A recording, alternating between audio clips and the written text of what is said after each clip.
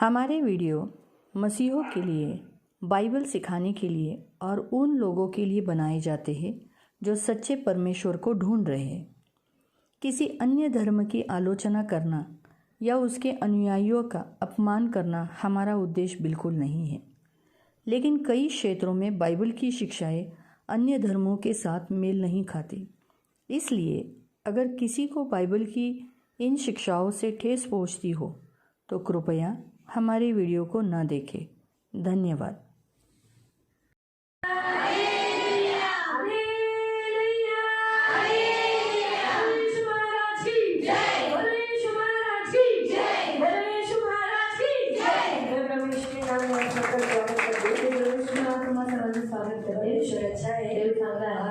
हमेशा अच्छा करता है, नेहमी चांगलं करतो। आज 20वें दिन में प्रभु हमें उसी पवित्र भवन में लाया है आणि 20व्या दिवशी आज देव त्याच्या मंदिरामध्ये आपल्याला घेऊन आलाय। बहुत अच्छा प्रभु है आणि खूप चांगला देव आहे आपला। 20 दिन हुए, आज 20 दिन हुए हम प्रभु के भवन में आ रहे हैं आणि 20 दिवस झाले आज की आपण देवाच्या मंदिरामध्ये येत आहे। 21वां दिन होगा आणि उद्या 21वां दिवस। प्रभु के नाम की स्तुति हो, देवाच्या नामाची स्तुती असो। हम लोग बहुत टाइम से नीचे बैठे हैं आणि खूप वेळापासून आपण खाली। आज आपण जकरिया बद्दल बघणार आहोत आणि 19 दिन में कल तो हमने प्रभु यीशु मसीह के बारे में देखा। 18 दिन में हमने ऐसे पुरुषों के बारे में देखे जिन्होंने सचमुच अपनी फैमिली को बनाया और परमेश्वर उनकी फैमिली में हेड था। आणि 18 दिवसांमध्ये आपण अशा कुटुंबाबद्दल बघितलं की ते देवाचं भय बाळगत होते आणि देव त्यांच्या कुटुंबामध्ये होता। उनके घर को प्रभु ने चलाया आणि त्यांच्या घराला देवाने चालवलं और उनकी पूरी फैमिली यीशु में थी आणि त्यांचं पूर्ण कुटुंब येशूमध्ये होतं। नए करार के हम जो देख रहे हैं, नए करार के विश्वासियों की फैमिली आणि नवीन नियमामध्ये जी विश्वासाचं कुटुंब आपण बघत आहोत, उसमें हम देख रहे हैं कि उन लोगों ने तो अपनी जान तक यीशु के लिए दे दी आणि त्याच्यामध्ये आपण बघत आहोत की त्यांनी आपला स्वतःचा प्राण सुद्धा येशूसाठी दिला। पहिले हम पढ़ लेंगे, फिर एक्सप्लेनेशन पे जाएंगे आणि पहिला आपण वाचून घेऊन नंतर स्पष्टीकरण करू। लूक अध्याय 1 उसका 5 से, त्याचं 5 पासून। लूक अध्याय 1 उसका 5 से 7 तक, त्याचं 5 से 7। लूक चैप्टर 1 लूक अध्याय 1 5 to 7, त्याचं 5 से 7। यहूदिया के राजा हेरोदेस के समय अबिय्याह के दल में जकर्याह नामक का एक याजक था। उसकी पत्नी हारून के वंश की थी, जिसका नाम एलीशिबा था। वे दोनों परमेश्वर के सामने धर्मी थे, प्रभु की सारी आज्ञाओं और विधियों पर निर्दोष चलने वाले थे। उनके कोई भी संतान न थी, क्योंकि एलीशिबा बांझ थी और वे दोनों बूढ़े थे। माझ्या कथेची सुरुवात जकर्या नावाच्या एका यहुदी याजकापासून होते। हेरोद ज्या काळात यहुदियाचा राजा होता त्या काळात तो राहत असे। तो अबियाच्या नावाने ओळखला जाणाऱ्या याजक वर्गातील होता। त्याची पत्नी अहरोनाच्या कन्यांपैकी एक असून तिचे नाव एलिशबा। अक्षरशः आणि खऱ्या भावार्थाने पाळण्यासंबंधी जागरूक होते। त्यांना मूलबाळ नव्हते, कारण एलिशबा बांझ होती आणि आता ते दोघेही वृद्ध झाले होते। हम आंखों को बंद करेंगे, हम प्रार्थना करेंगे। अपन डोळे बंद करून आपण प्रार्थना करू। पवित्र पिता, वचन की सेवा को अपने हाथ में लेके आपका वचन क्या ही सुंदर, क्या ही पवित्र, क्या ही शुद्ध, इसलिए वचन हम ध्यान से सुनने के लिए और जो हम सुनते वही पालन करने के लिए मदद करना, करुणा दया रखना, वचन अर्थ समझने के लिए मदद करना। और प्रभु जैसे जकर्याह फैमिली, प्रभु वो उसकी पत्नी, उसका बेटा नित्य यहोवा की सेवा करते रहे, प्रभु की सेवा में रहे, वैसे ही प्रभु आज ये सारी फैमिली जो आज पवित्र मंदिर में आई है, ये सब वैसे ही हो। ये मेरी विनती है प्रभु, इनके घर का पुरुष जकर्याह के समान हो। और सब ने देखा था प्रभु पवित्र बरनबास के समान हो। मैं तो आज प्रार्थना करती हूँ, बरनबास हो, पौल हो या जकर्याह हो, हर कोई पवित्र आत्मा से परिपूर्ण हुआ व्यक्ति के समान इनका भी पुरुष वैसा ही हो। ये मेरी खास विनती है, दया करो यीशु के नाम से, आमीन। Praise the Lord, praise the Lord, hallelujah, hallelujah. हम यहाँ देखते हैं वो है अबिय्याह के दल का जकर्याह नाम आणि इथे आपण बघत आहोत अबिय्याह नावाचा जो याजक दल आहे त्याच्यामधला पराक्रम हारून की वंश का है आणि हा हारूनच्या वंशातला आहे। हम देखते हैं कि एलीशिबा भी हारून के वंश की है आणि आपण बघतो एलीशिबा जी आहे ती पण हारूनच्या वंशातली आहे। और दाऊद के काल में जो दल मतलब डिवाइड किया था, परमेश्वर की स्तुति कैसे करना चाहिए, कौन सा याजक पहला जाएगा, दूसरा याजक कौन जाएगा, तो जिसकी जिसकी चिट्ठी निकलती थी वैसे वो लोग जाते थे। उसमें यहाँ हम देखते जकर्याह वो विधि इस काल तक अभी तक थी आणि दाविदाच्या काळामध्ये अशी त्यांनी गट पाडले होते आणि त्यांनी अशी विधी तयार केली की पहिला याजक कोणता जाईल, दुसरा याजक कोणता जाईल। ती विधी अजूनपर्यंत जकर्याच्या काळापर्यंत चालत आली। हम पढ़ सकते हैं उस पहले इतिहास में पहिले इतिहासामध्ये आपण वाचूया. पहला इतिहास 24 अध्याय में. पहिला इतिहास अध्याय 24 मध्ये वहाँ पर हारून के संतानों की जो दल कैसे ऑटोमेटिकली डिस्ट्रीब्यूट मतलब अलग अलग हुए उसके बारे में बताया गया है. आणि हारूनाचं जे दल आहे ते कसं विभाजित झाले त्याच्याबद्दल सांगण्यात आले. तो देखते हैं वहाँ पर हारून के संतान के दल ये थे.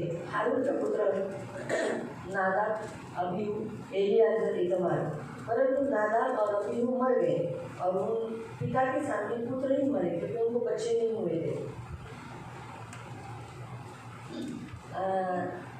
हारून के दो जो बच्चे परमेश्वर के सामने जल गए आणि हारूनची दोन मुलं देवाच्या समोर ते जळून गेली उनको बच्चे नहीं हुए आणि त्यांना मुलं झाले नाही. इसलिए पुत्र ही नहीं वो मर गए थे. आणि ते पुत्र नसतानाच मेले. हाँ, तो उनको मतलब जैसे उन्हें बच्चे ना हुए. क्यों नहीं हुए?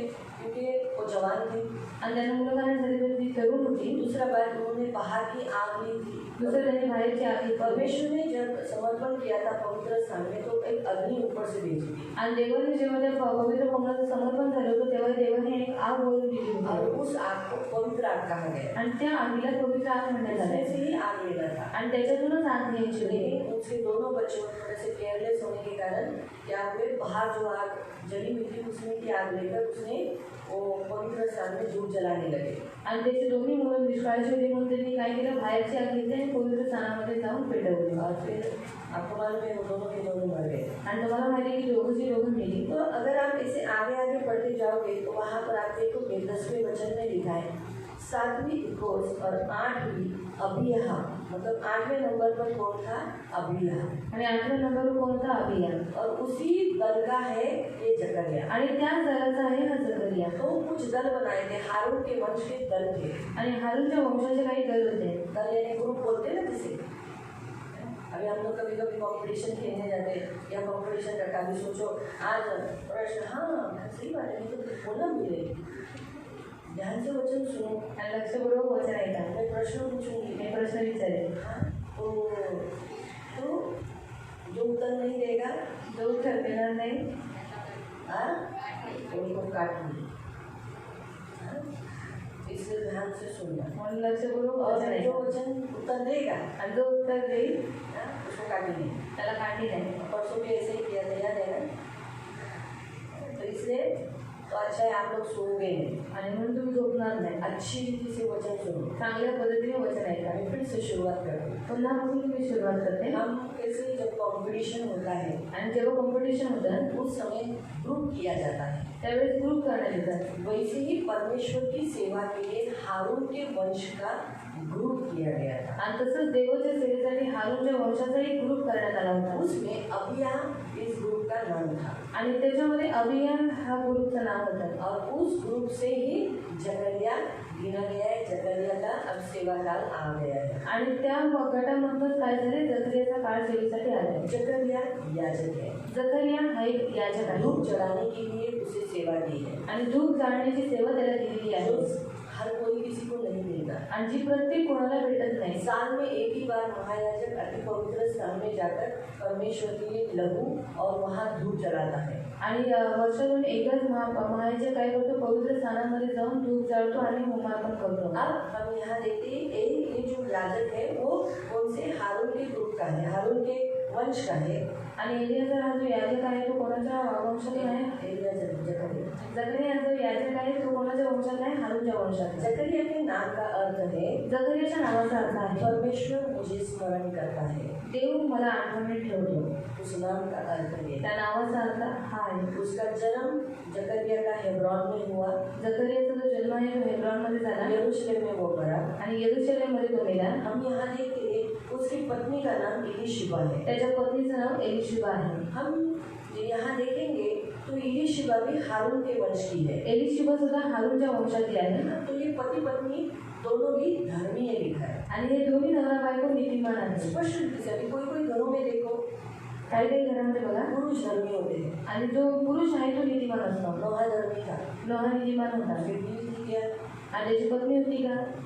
तो हम यहाँ देखते हैं. लेकिन यहाँ पर हम जो फैमिली को देख रहे ये दोनों के दोनों धर्मी है. आणि इथे जे आपण कुटुंबाबद्दल बघत आहोत ते दोघंच्या दोघं नीतिमान आहेत. दोनों धर्मी है यानी परमेश्वर की नजर में जो सही है वही वो करते थे. आणि दोघं नीतिमान आहेत आणि देवाच्या नजरेमध्ये जे काही योग्य आहे तेच ते लोक करतात. और धर्मी कभी भी अपने कुटुंब को प्यार करता है, आणि नीतिमान व्यक्ती कधीही आपल्या कुटुंबाला प्रेम करतो, क्योंकि धर्मी परमेश्वर को पहला प्यार करता है। कारण नीतिमान व्यक्ती हा सर्वप्रथम देवाला पहिलं प्रेम अब करतो, जो परमेश्वर को प्यार करता है आणि जो देवाला प्रेम करतो वो अपनी फैमिली को भी प्यार करता है। तो आपल्या कुटुंबाला सुद्धा प्रेम जो करतो। अब परमेश्वर को ही प्यार नहीं करता वो अपनी फैमिली को कैसे प्यार कर सकता है? जो देवालाच प्रेम करत नाही तो आपल्या कुटुंबाला कसं काय प्रेम करेल? यहाँ पर हम देखते हैं कि एलीशिबा 5 थे, आणि इथे आपण बघत आहोत की एलीशिबा ही वांझ होते, लेकिन उसने दूसरी शादी नहीं की। पण तरी सुद्धा जकरियाने दुसरं लग्न नाही केलं। अगर 5 है स्त्री तो शादी कर सकते थे, आणि जर स्त्री वांझ आहे ते लग्न करू शकतो, लेकिन जो धर्मी होता है उसे मालूम है कि मैं अगर इसे छोड़कर या इसे रखकर भी मैं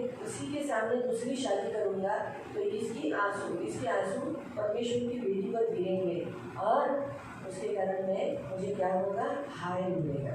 आणि नीतिमान व्यक्तीला हे माहीत आहे जर मी हिच्यात एकच जर दुसरीबरोबर विवाह केला तर तिच्या डोळ्यातले जे अश्रू आहे ते देवाच्या समोर प्रस्तुत होते आणि तिचे हाय मला लागले। आपको मालूम है हन्ना का पति जो था, हन्नेचा जो नवरा होता कहा मैं तुझे बहुत प्यार करता, आणि तो म्हणतो मी तुला खूप प्रेम करतो, लेकिन हन्ना को बच्चा नहीं हो रहा था, पण हन्नेला मूल होत नव्हता। तो उसने क्या किया, दूसरी शादी किया। मग त्याने काय केलं, दुसरं लग्न केलं ना, पत्नी ने दो 3 या 4 बच्चों को पैदा कर पाई, आणि परीने 2-3 मुलांना जन्म दिला, इसलिए वो चिड़ दिलाती थी ना, म्हणून ती चिडी तिला देत उसको होती, छेड़ती थी, तिला छेडायची, उसको जलाती थी, आणि तिला जळून उसको करायची, ताने मारती थी। तिला ताने मारायची।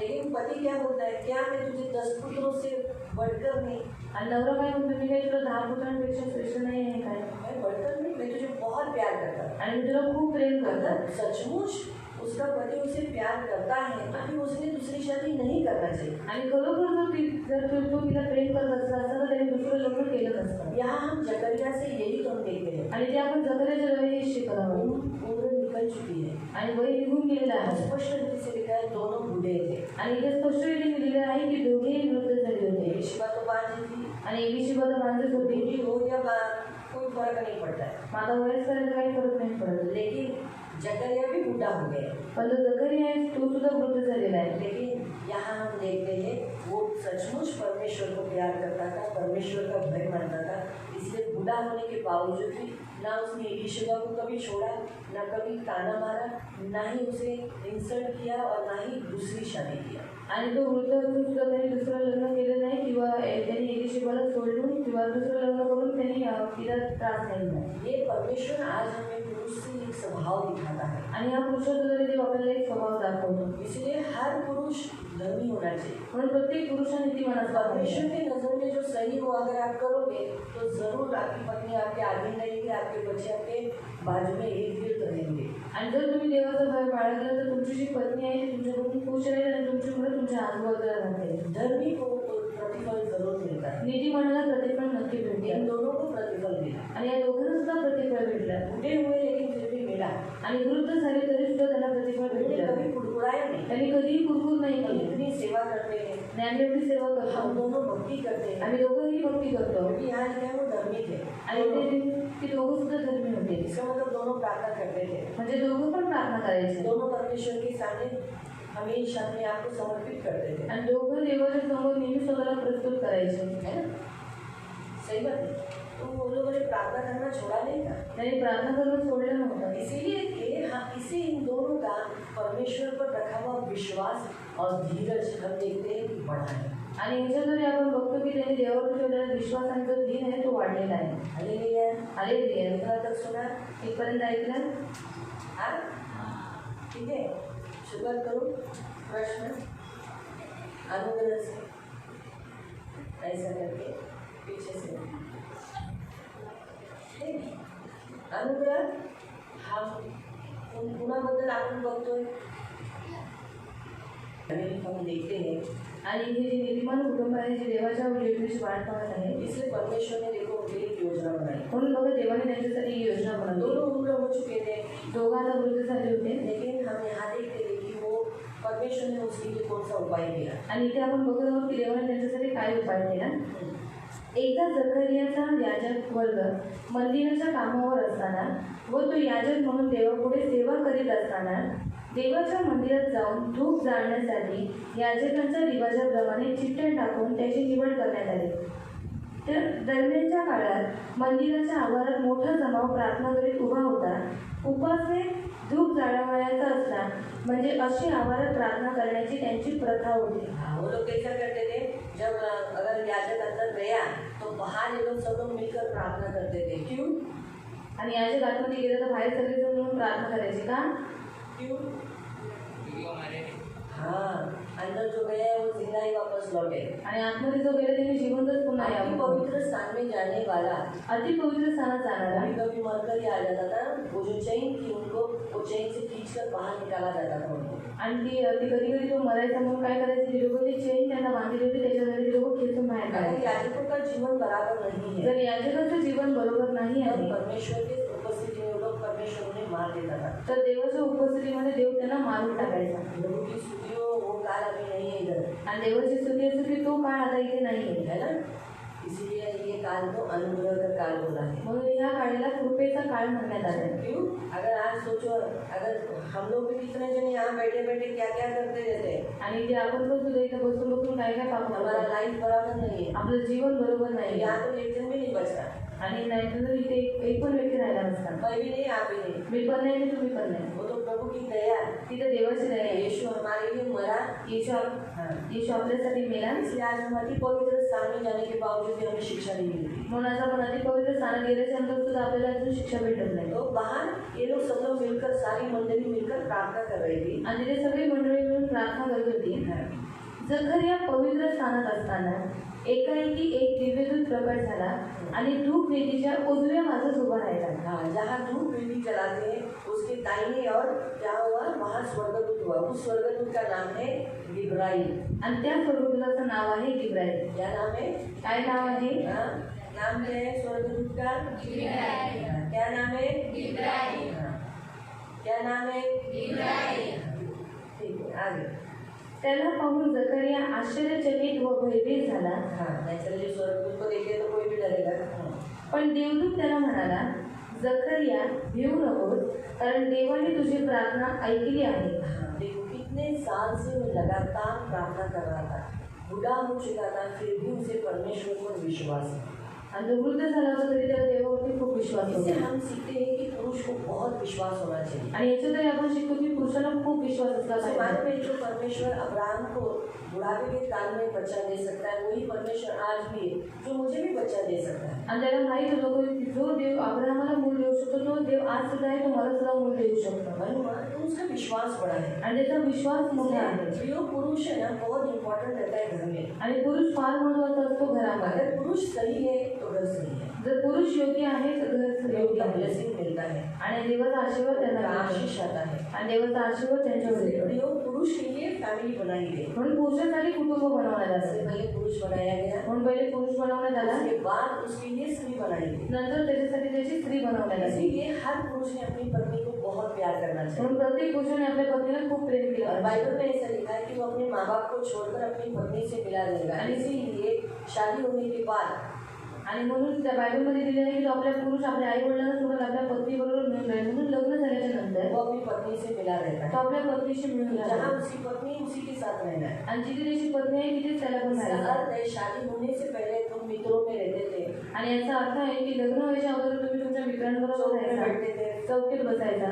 लेकिन अब नहीं कर सकते. पण आता तुम्ही ही गोष्ट नाही करू अभी तुम्हें शकत. घर में ही आना है क्योंकि तुम्हारी पत्नी है. आता तुम्हाला घरातच यायचे कारण का आता तुमची पत्नी आहे. जहाँ आपकी पत्नी वहीं पर आपको रहना है. आणि जिथे तुमची पत्नी आहे तिथेच तुम्हाला राहायचं आहे. पत्नी के संग मिलकर ही रहना है. आणि पत्नी बरोबर मिळूनच राहायचं आहे. क्योंकि प्रियो बाइबल के अनुसार आप पुरुष को जो पत्नी दी है, आणि बायबलनुसार तुम्हाला पुरुषांना जी पत्नी देण्यात आली, अगर वो रोती है, जर ती रडते सोचो आपके सामने नहीं हो या पीठ पीछे हो, आणि समजा तुमच्या समोर नाही रडली पण तुमच्या पाठीमागे रडली, तो भी उसके आंसू वेदी पे जाते हैं. तरी सुद्धा तिचे जे अश्रू आहेत ते वेदीवर जातात. इसीलिए परमेश्वर फिर क्या करता है, पुरुष को जो जिसमें उसको सफलता चाहिए वो सफलता नहीं मिलती. म्हणून देव काय करतो, ज्या गोष्टीमध्ये पुरुषाला सफलता पाहिजे असते त्या गोष्टीमध्ये तिला ती सफलता जितनी देत नाही. आपकी वाइफ खुश उतना आपका सब काम जल्दी जल्दी हो जाएगा. आणि जेवढी तुमची पत्नी तुमच्यापासून खुश तेवढं तुमचं काम लवकर लवकर होत जाईल. लेकिन हर एक पुरुष को क्या लगता है, क्या मेरी बीवी को जब देखो तो क्या खुश करने के लिए मैं क्या जोरू का गुलाम है.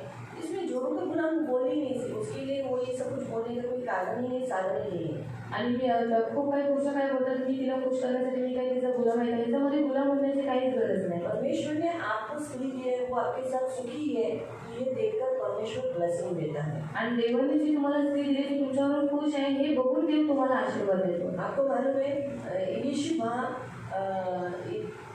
शायद बोली भी होगी तो दूसरी शादी कर लो, शायद स्त्री कर बोली भी होगी, लेकिन जकरिया नहीं गिरा।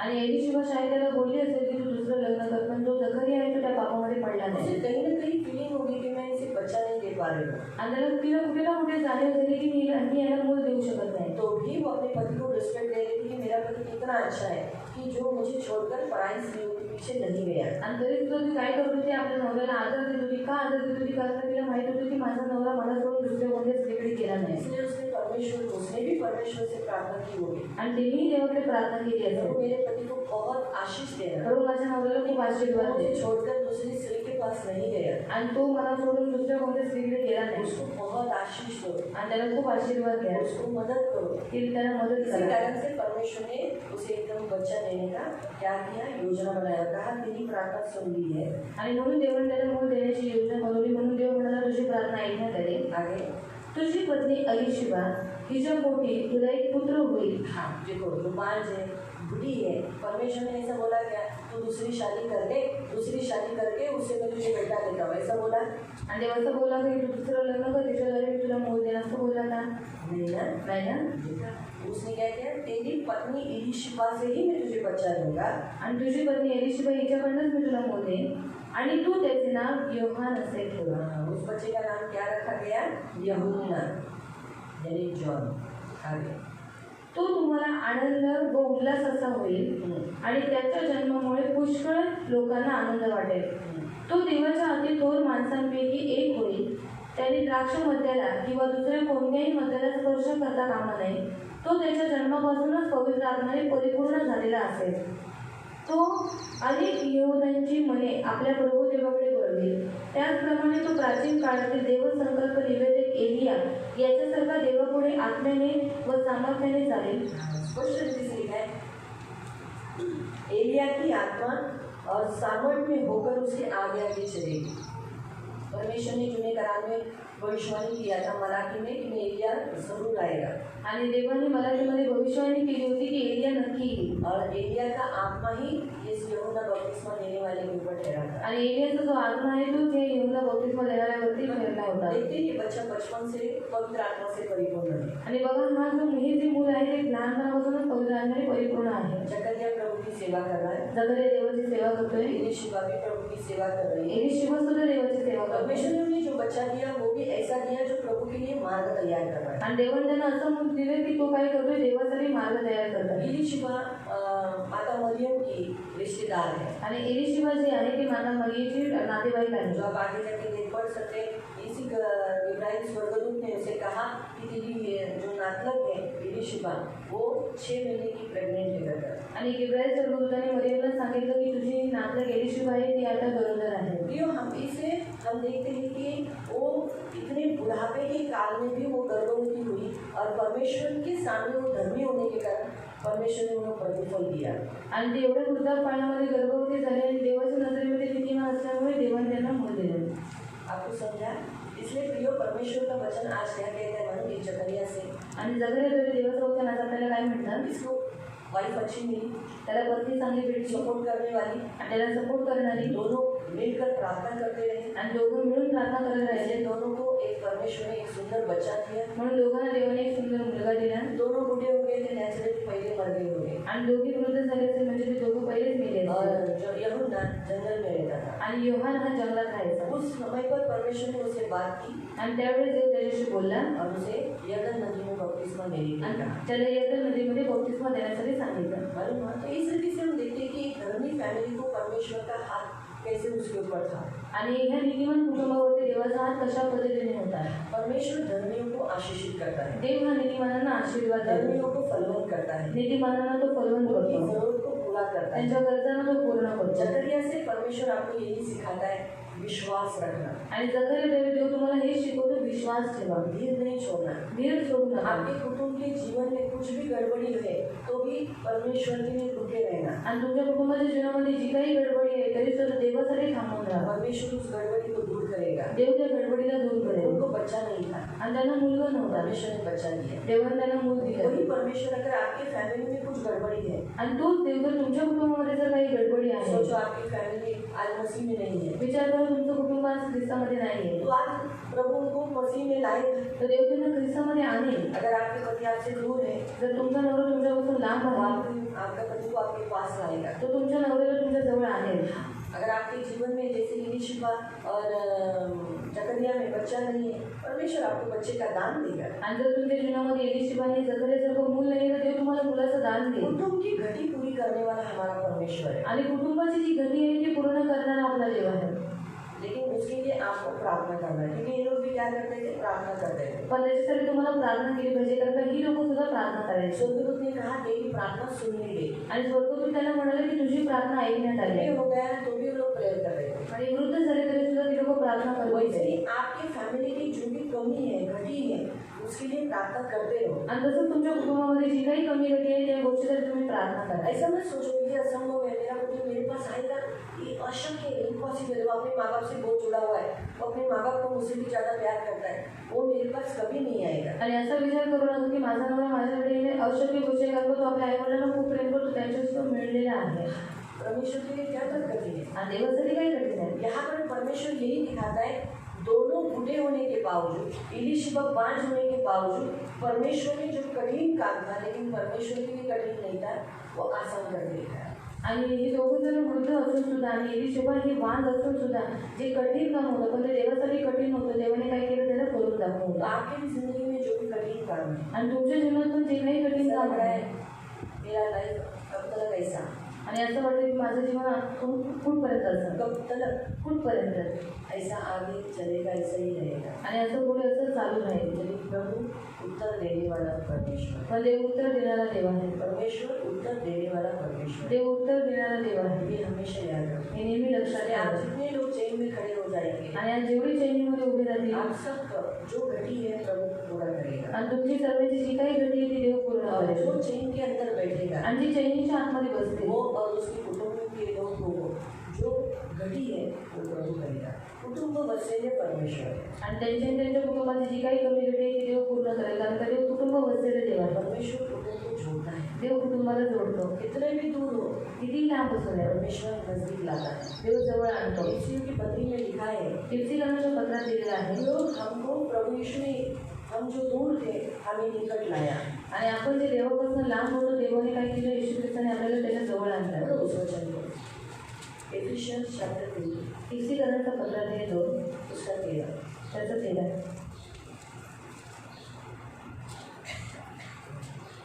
एफिशियंस 2:13। इफ्सिकांच्या पत्रात आहे 2 त्याचं 13। परंतु आता तुम्ही येशू ख्रिस्ताचे आहात, एकेकाळी तुम्ही देवापासून खूप दूर होता। हाँ, एक बार ऐसा था कि हम लोग प्रभु से बहुत दूर थे, बहुत दूर, असंभव था। क्या हम यीशु में आने वाले थे? आपण येशूमध्ये येणार होतो का? बिलीवर्स बनने वाले थे? विश्वासी बनणार होतो का? कभी सोच भी नहीं सकते। कधी विचार सुद्धा करू शकत मैं तो नाही। कभी कभी मेरे बचपन के बारे में सोचती हूँ, अरे मैं आज यीशु में हूँ, बचपन में ऐसा सोचा भी नहीं था कि मैं क्रिश्चियन बनूंगी। आणि लहानपणी असा विचार सुद्धा केला नव्हता की मी ख्रिस्ती बनेल।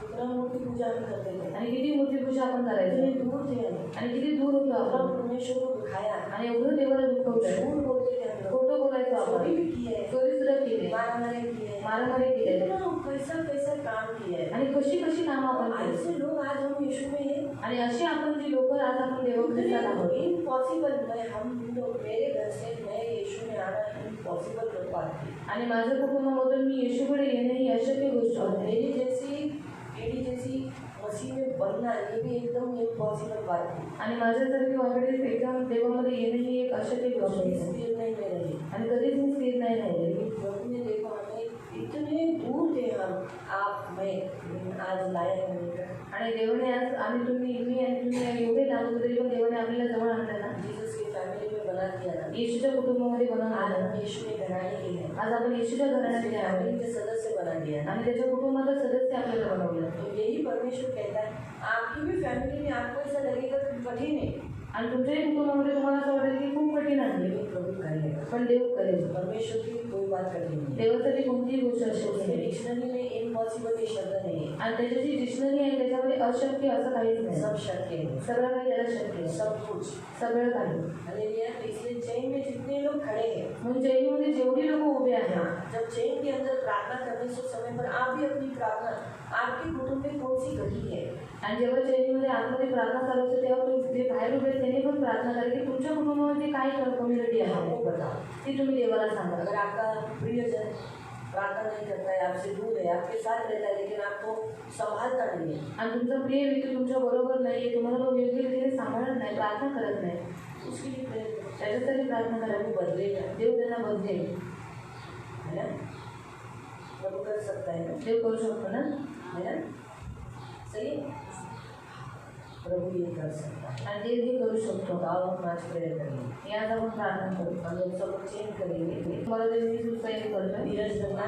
धीर धरा. आपके लिए एक समय है, तुमच्यासाठी पण एक उस वेळ आहे. समय पर प्रभु सब कुछ अच्छा करेगा. त्या वेळेवर देव सगळं काही चांगलं करेल. जैसे जकरिया फैमिली का अच्छा हुआ जसं जखरीच्या पूर्ण कुटुंबाचं चांगलं झालं और पूरी फैमिली प्रभु की सेवा करती रही, आणि पूर्ण कुटुंब देवाची सेवा करत कुटुंब राहिलो, बड़ा, कुटुंब वाढलं. वैसे आपका भी घटेगा. तसंच देव तुम्हाला आपको सेवा अकेला केली. कभी नहीं घटेगा. तुम्हाला कधीच एकटे ठेवणार ऐसा नाही. मत सोचो कि आप अभी आपकी जो लाइफ है हमेशा ऐसी रहेगी, कभी भी नहीं.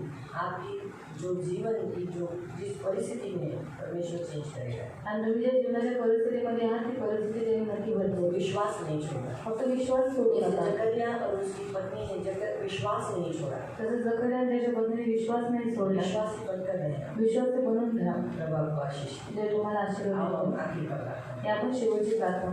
पवित्र पवित्र करुणामय प्रेमी पिता प्रभु यीशु के नाम से प्रभु हम आपके सामने थे. आए हुए सभी बच्चों को आशीषित करना, करुणा दया रखना. मेरी खुली प्रार्थना है प्रभु, आरंभ से लेकर आज तक हमने जकरिया के विषय में देखा प्रभु. पवित्र पिता सेनाधीश परमेश्वर प्रभु, हर पुरुष प्रभु पवित्र नीतिमान तेरे सामने धर्मी और तेरे मार्ग पर चलने वाला, तेरे साथ साथ चलने वाला, और वो भी सिर्फ अकेला नहीं चला, अपने कुटुंब को लेकर चला. मेरी ये विनती है सियोन चर्च में आने वाला हर पुरुष भी वैसे होने के लिए सहायता करे, आपके साथ चले और सिर्फ आपके साथ अकेला नहीं चले, अपने कुटुंब को भी लेके चले. मेरे महान पवित्र पिता, जो पुरुष अपने घर में बराबर से व्यवहार नहीं करते, अपनी पत्नी से, अपनी माँ से, अपने भाई बहनों से, उन सब पुरुषों को चेंज होने के लिए हम प्रार्थना करते हैं. वो सभी पुरुष बदले प्रभु.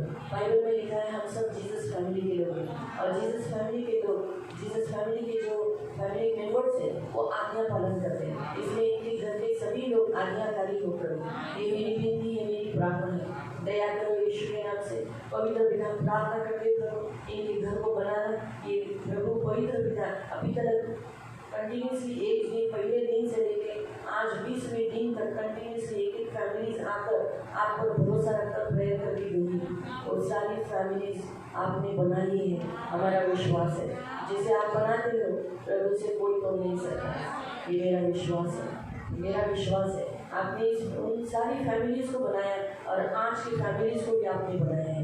मेरा विश्वास है ये सब आपके छेड़े हुए हाथों में है, जिसे आपके हाथ से कोई छीन नहीं सकता. मैं धन्यवाद देती हूँ इन सबको यीशु के लहू से कवर करके और आपके पंख में सुरक्षित रहने के लिए प्रार्थना करके इन्हें बहुत बहुत आशीष देना. सारा आदर, सारी महिमा, सारी प्रशंसा, सारा गौरव मैं आपको देती हूँ प्रभु यीशु के नाम से प्रार्थना करती हूँ. आमीन. अब पिता परमेश्वर का प्रेम, प्रभु यीशु मसीह का आनंद और पवित्र आत्मा की सहभागिता प्रभु यीशु मसीह के दूसरे आगमन तक हमेशा हमेशा हमारे साथ बनी है. और हम सब कहें आमीन. सगळ्यांना प्रभु आपके साथ. सियोन प्रेयर ट्रस्ट, इस संस्था को आप अपनी प्रार्थनाओं के द्वारा और आर्थिक बातों के द्वारा भी मदद कर सकते हैं. इसका अकाउंट नंबर है 54762200048164. Canara bank Vangani branch. IFC code है कैपिटल CNRB 0015476. धन्यवाद.